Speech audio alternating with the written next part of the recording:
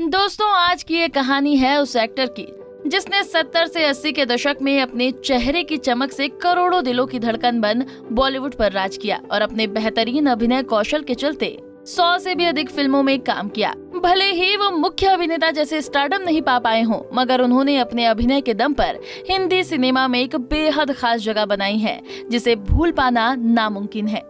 यूं तो वो अपने फिल्मी करियर के साथ अपनी निजी जिंदगी में हुई 4 शादियों को लेकर भी काफी चर्चा और विवाद में रहे।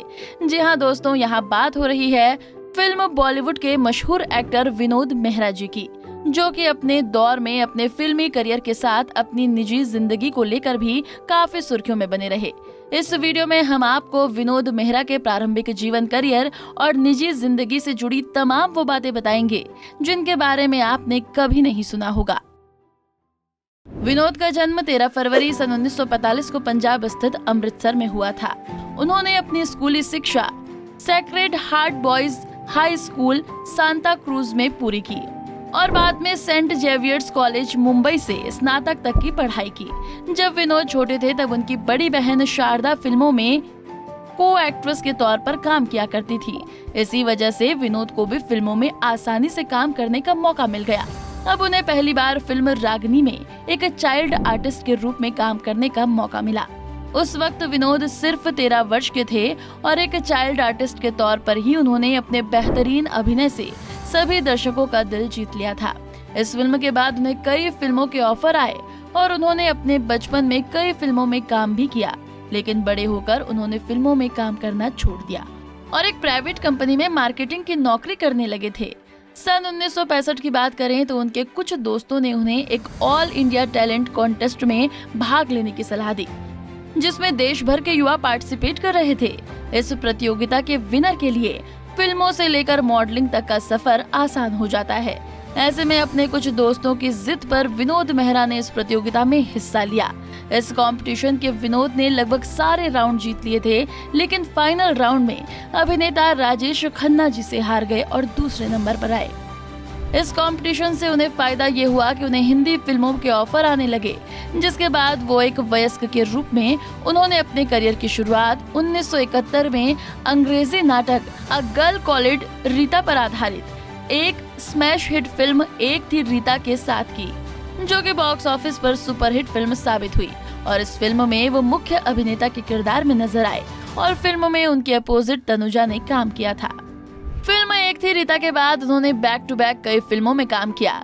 इसी वर्ष वो सुशील मजूमदार की फिल्म लाल पत्थर में नजर आए, जिसमें उन्होंने राजकुमार, हेमा मालिनी और राखी के साथ काम किया और अपने बेहतरीन अभिनय से एक बार फिर दर्शकों के दिल में उतर गए और साथ ही ऐलान फिल्म में अपने बेहतरीन अंदाज से उन्होंने एक बार फिर सबका दिल जीत लिया। निर्देशक रमन लाल की इस फिल्म में विनोद खन्ना, रेखा और मदनपुरी भी मौजूद रहे। फिल्म भी बॉक्स ऑफिस पर सफल साबित हुई। 1972 में उन्होंने अनुराग और अमर प्रेम नामक 2 फिल्मों में काम किया। फिल्म अनुराग में उन्होंने अपने अभिनय से सबका दिल जीत लिया। इस फिल्म में उन्होंने अभिनेत्री मौसमी चटर्जी के साथ पहली बार काम किया, जिसके बाद उन्हें आगे कई फिल्मों में मौसमी के साथ काम करने का मौका भी मिला। इसके अलावा फिल्म अमर प्रेम में मुख्य अभिनेता के तौर पर अभिनेता राजेश खन्ना नजर आए और विनोद ने सह अभिनेता का किरदार निभाया। हालांकि एक सच ये भी है कि उनको अपने टैलेंट के हिसाब से काम नहीं मिला। मुख्य अभिनेताओं के किरदार और अभिनेत्रियों से इश्क लड़ाने के मौके उन्हें बी ग्रेड फिल्मों में ही मिले और बड़े निर्देशकों की फिल्मों में उन्हें ज्यादातर सह अभिनेता के किरदार मिले, क्योंकि उस वक्त मल्टी स्टारर फिल्मों का ही दौर था और विनोद खन्ना, राजेश खन्ना, अमिताभ बच्चन, धर्मेंद्र, जितेंद्र के आगे इनका अभिनय थोड़ा फीका पड़ गया और ऐसे बेहतरीन कलाकारों के रहते उन्हें मुख्य अभिनेता के किरदार कम ही मिले। विनोद ने सन 1973 में 2 फूल, आरोप, निर्दोष, 1974 में उजाला ही उजाला, शानदार, हवस, उस पार, 1975 में वरदान और रफ्तार जैसी फिल्मों में काम किया। 1976 की फिल्म नागिन उनके करियर की एक बेहतरीन फिल्म साबित हुई। ये फिल्म हिंदी भाषा की एक डरावनी फिल्म थी, जिसका निर्देशन राजकुमार कोहली ने किया था। इस फिल्म में विनोद के साथ सुनील दत्त, रीना राय, जितेंद्र, फिरोज खान, संजय खान, मुमताज, कबीर बेदी जैसे कई बेहतरीन कलाकारों ने अभिनय किया। साथ ही फिल्म के गाने भी हिट रहे और इसी वर्ष उन्होंने सबसे बड़ा रुपया और जिंदगी नाम की फिल्मों में भी अभिनय किया, जिसमें उनकी अभिनय को दर्शकों द्वारा बेहद सराहा गया। सन 1977 में वो फिल्म अनुरोध में नजर आए। इस फिल्म में उन्होंने डिम्पल कपाड़िया, अशोक कुमार, निरूपा रॉय और असरानी जैसे कलाकारों के साथ काम किया। फिल्म को बॉक्स ऑफिस पर मिलती जुलती प्रतिक्रिया मिली, लेकिन इस फिल्म में विनोद के किरदार को दर्शकों द्वारा बेहद पसंद किया गया। जिसके बाद सन 1978 में वो साजन बिना सुहागन, स्वर्ग नरक और घर नामक फिल्मों में नजर आए। फिल्म स्वर्ग नरक में विनोद को संजीव कुमार और जितेंद्र जैसे अभिनेताओं के साथ काम करने का मौका मिला। साथ ही फिल्म में मौसमी चटर्जी, शबाना आजमी, तनुजा और राज मेहरा जैसे कलाकारों ने भी काम किया। फिल्म बॉक्स ऑफिस पर सफल साबित हुई। साथ ही इतने बड़े बड़े कलाकारों के बीच रहकर भी विनोद ने अपने किरदार की एक गहरी छाप छोड़ी, जिसे दर्शकों द्वारा बेहद सराहा गया। सन 1981 में विनोद ने सावन कुमार तक की फिल्म साजन की सहेली में काम किया। इस फिल्म में विनोद राजेंद्र कुमार, रेखा, नूतन, अनिल धवन जैसे कलाकारों के साथ स्क्रीन शेयर करते नजर आए। फिल्म को मिलती जुलती समीक्षा मिली और फिल्म में राजेंद्र जैसे अभिनेता होने के बावजूद भी दर्शकों ने विनोद के काम को बेहद सराहा। इसके अलावा उन्होंने 80 के दशक में कई फिल्मों में काम किया, जिसमें द बर्निंग ट्रेन, प्यासा सावन, सबूत, ज्योति बने ज्वाला, बेमिसाल, खुददार, नौकर बीवी का, कहानी एक चोर की, बिंदिया चमकेगी, हम इंतजार करेंगे, वर्दी, औलाद, प्यारी बहना, कर्तव्य, प्रेम प्रतिज्ञा, प्यार की जीत, लाल पत्थर जैसी फिल्में शामिल हैं। इन फिल्मों में विनोद ने काम तो किया, लेकिन फिल्मों की सारी लोकप्रियता फिल्म के मुख्य कलाकार बटोर ले गए। जैसे कि मोहन सहगल की फिल्म कर्तव्य का सारा श्रेय अभिनेत्री रेखा के हिस्से गया। ऋषिकेश मुखर्जी की फिल्म खुददार की कामयाबी का सारा श्रेय अमिताभ बच्चन जी ले गए। बॉलीवुड में मिली असफलता और निजी जिंदगी के कारण विनोद बेहद दुखी रहने लगे थे, इसलिए उन्होंने फिल्मों में एक्टिंग का काम करना छोड़ दिया और निर्देशन की तरफ अपना रुख मोड़ लिया। उन्होंने अभिनेता ऋषि कपूर, अनिल कपूर और श्रीदेवी को लेकर गुरुदेव फिल्म का निर्देशन किया, लेकिन उस वक्त ये तीनों ही कलाकार उस दौर के बेहतरीन कलाकारों में से एक थे, जिस कारण गुरुदेव फिल्म बनने में बहुत समय लग गया, क्योंकि तीनों ही कलाकार विनोद की फिल्म शूटिंग की सही डेट नहीं दे पा रहे थे। और जब ये फिल्म रिलीज हुई तब विनोद इस फिल्म को देखने के लिए इस दुनिया में नहीं थे। बता दें कि ये फिल्म 1993 में रिलीज हुई, लेकिन विनोद इससे पहले ही इस दुनिया से चल बसे थे। 1993 में ही उनकी प्रतीक्षा नामक फिल्म भी रिलीज हुई। ये फिल्म भी विनोद द्वारा निर्देशित थी, हालांकि वो इसकी सफलता नहीं देख सके। इसके अलावा सन 1994 में आई इंसानियत और 1996 की आतंक भी विनोद द्वारा निर्देशित फिल्म है। बात करें उनके परिवार की तो विनोद की मां का नाम कमला मेहरा था। इसके अलावा उनके पिता का नाम परमेश्वरी दास मेहरा था। स्वतंत्रता के बाद विनोद अपने परिवार के साथ अमृतसर से मुंबई आ गए थे, क्योंकि इनके पिता अपना बिजनेस मुंबई में स्थापित करना चाहते थे। इनकी बहन का नाम शारदा था, जो कि बॉलीवुड की पूर्व सह अभिनेत्री रह चुकी हैं। विनोद जी के माता पिता की तस्वीर उपलब्ध नहीं है। अब चलते हैं विनोद की निजी जिंदगी की ओर। तो जब विनोद का फिल्मी करियर शुरू ही हुआ था, तब उनकी मां को उनकी शादी की चिंता सताने लगी और विनोद भी अपनी मां से बेहद प्यार करते थे। इसलिए उन्होंने अपनी मां की चिंता को दूर करने के लिए अपनी मां की पसंद की लड़की मीना ब्रोका से शादी कर ली और उस दौरान उन्हें दिल का दौरा भी पड़ा, लेकिन वो बच गए और उन्हें कुछ नहीं हुआ। मीना की तस्वीरें उपलब्ध नहीं हैं। मीना से शादी के कुछ समय बाद विनोद को अपनी फिल्म की हीरोइन बिंदिया गोस्वामी से प्यार हो गया। बिंदिया से प्यार में पड़े विनोद अपनी पत्नी को धोखा देने लगे। बिंदिया के साथ रिलेशनशिप में रहने लगे। हालांकि बिंदिया को पता था कि विनोद पहले से ही शादीशुदा हैं और इस बात से उन्हें कोई फर्क भी नहीं पड़ रहा था। दोनों ने इस प्यार को छुपाने की बहुत कोशिश की, लेकिन कहते हैं ना कि इश्क छुपाई नहीं छुपता, और ऐसा ही हुआ। दोनों के अफेयर की खबरें न्यूज के फ्रंट पेज पर छपने लगी और फिल्मी मैगजीन्स की गॉसिप बनने लगी। और आश्चर्य तब हुआ कि जब पता चला कि विनोद और बिंदिया ने 1980 में ही चुपके से शादी कर ली थी और होटल में एक साथ रहने लगे थे। हिंदी सिनेमा में ऐसी खबरें आग की तरह फैलती हैं और ये खबर भी बहुत तेजी से फैल गई। और जब कुछ समय बाद विनोद की पत्नी मीना को ये बात पता चली तो उनके परिवार में हंगामा खड़ा हो गया। परिणाम स्वरूप मीना के भाइयों का गुस्सा तमतमा उठा और उन्होंने बिंदिया को धमकी देना शुरू कर दिया कि वो विनोद को छोड़ दे वरना अच्छा नहीं होगा। लेकिन बात करें मीना की तो उन्हें विनोद का ये धोखा गवारा नहीं हुआ और उन्होंने आगे चलकर विनोद को डिवोर्स दे दिया।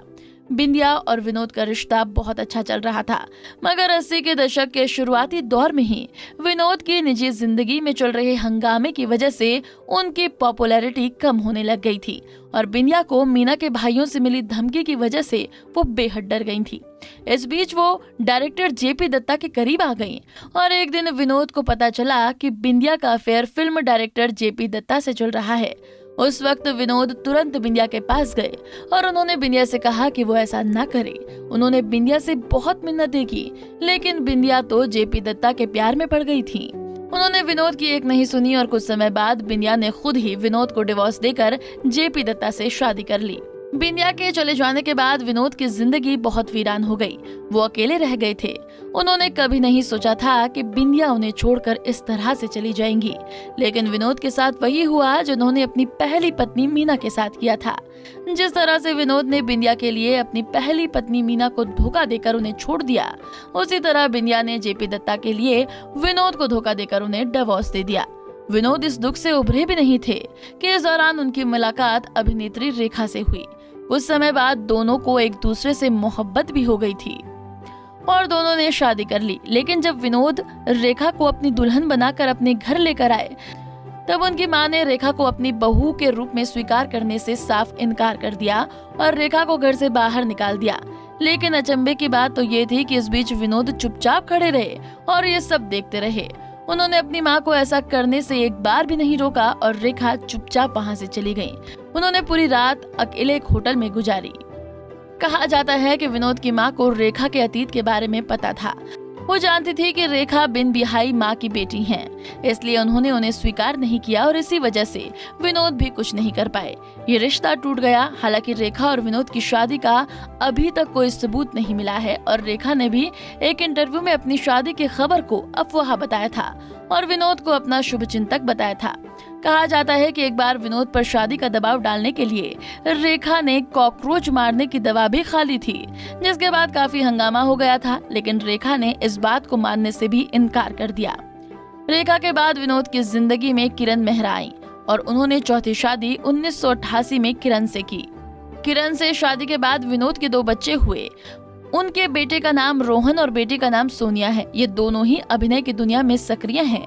लेकिन अफसोस कि विनोद अपने बच्चों के साथ समय नहीं गुजार सके, क्योंकि किरण और विनोद की शादी के 2 साल बाद ही विनोद को दिल का दौरा पड़ने से उनका निधन हो गया और वो 45 वर्ष की उम्र में इस दुनिया को और हम सबको छोड़कर चले गए।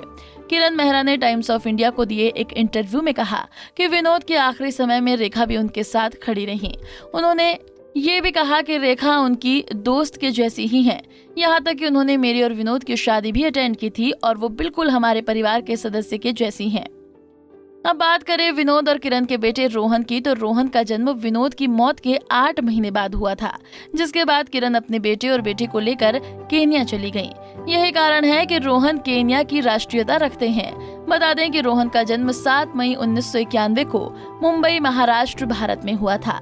एक जाने माने अभिनेता विनोद मेहरा के बेटे होने के बावजूद रोहन ने किसी स्टार किड की लाइमलाइट साझा नहीं की। अपनी पढ़ाई पूरी करने के बाद उन्होंने केन्या में काम करना भी शुरू कर दिया, लेकिन फिर उन्होंने अपने पिता के अभिनय की लीग को आगे बढ़ाने का फैसला किया और वो 2012 में एक अभिनेता के रूप में बॉलीवुड में अपना करियर बनाने के लिए मुंबई आए, जिसके बाद सन 2013 में रोहन ने एक लघु फिल्म आफ्टरवर्ड लिखी और निर्देशित की। इसके अलावा उन्हें 2015 में संजय लीला भंसाली की फिल्म बाजीराव मस्तानी में असिस्ट करने का मौका भी मिला। रोहन गौरव के चावला द्वारा निर्देशित सन 2018 की फिल्म बाजार में सैफ अली के साथ नजर आए। साथ ही फिल्म में राधिका आप्टे, चित्रांगदा सिंह भी दिखाई दी। इस फिल्म को आलोचकों से मिश्रित समीक्षा मिली।